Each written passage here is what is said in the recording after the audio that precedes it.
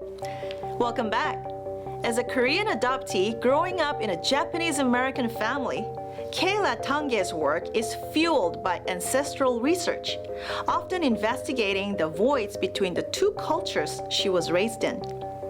Using mixed media, including video installations, sculpture, and performance art, a large portion of Kayla's work explores the way human memory is both constructive and destructive, in addressing the constructs of anxiety and desire through tactile, visual, and the oral experiences she creates.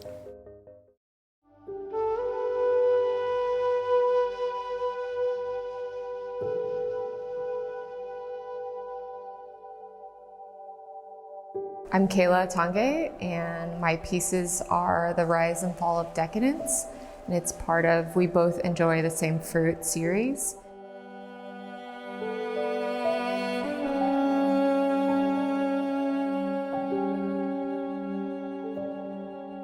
My other piece is called Adapted Intentions. The Adapted Intentions really started as an inspiration from Japanese Zen gardens, and I was also thinking about Tibetan sand mandalas and this idea of letting go and intergenerational play was really important.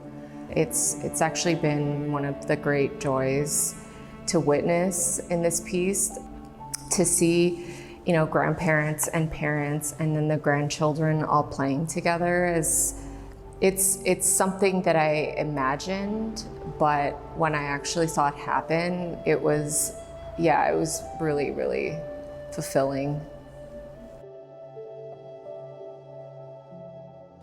The first time I did it, people literally wrote intentions.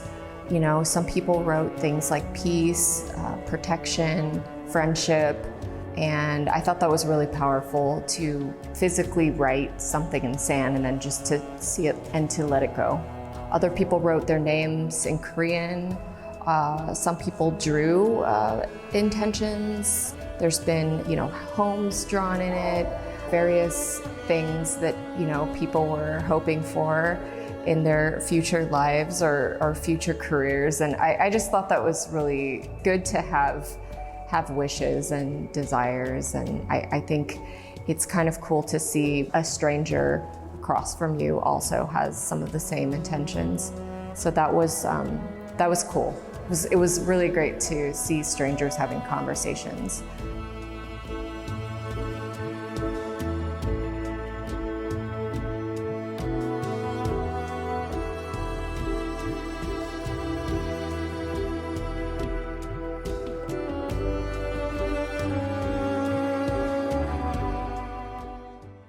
It's definitely about communicating, like many people working through trauma. But I think for me, the healing part is creating pieces that create conversations with other people, between myself and the viewers or strangers. So I think for me that to have these ongoing conversations has been the most healing part of my practice. I graduated from UCLA with a major in art and a minor in gender studies. And I am predominantly a performance artist. However, I have also included installation and video in my practice.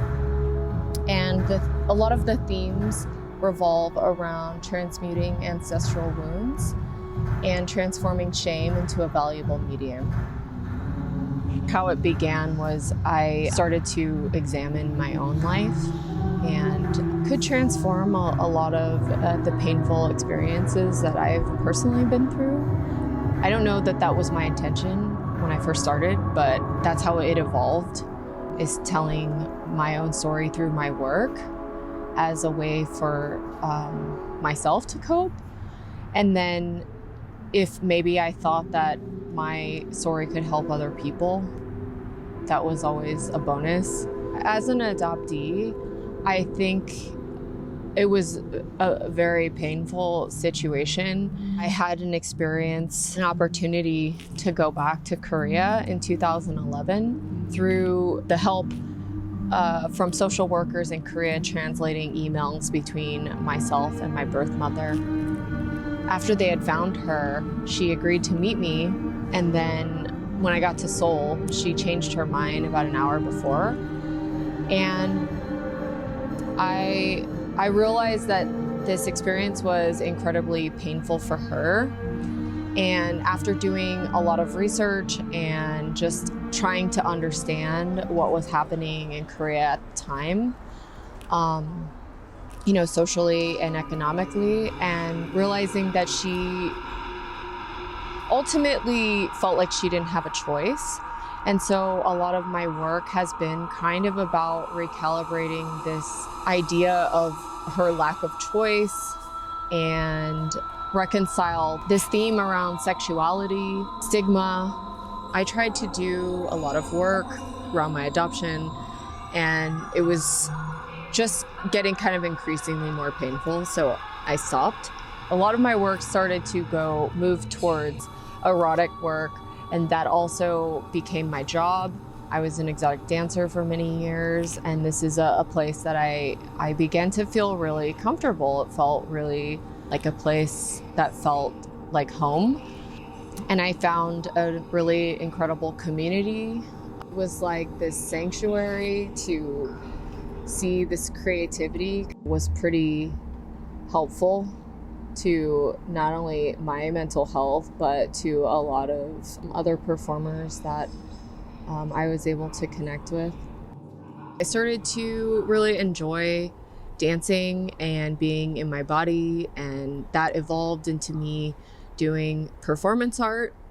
I feel like if there's any way that I can share my story and encourage other members of the Asian diaspora to do the same, then I'm happy.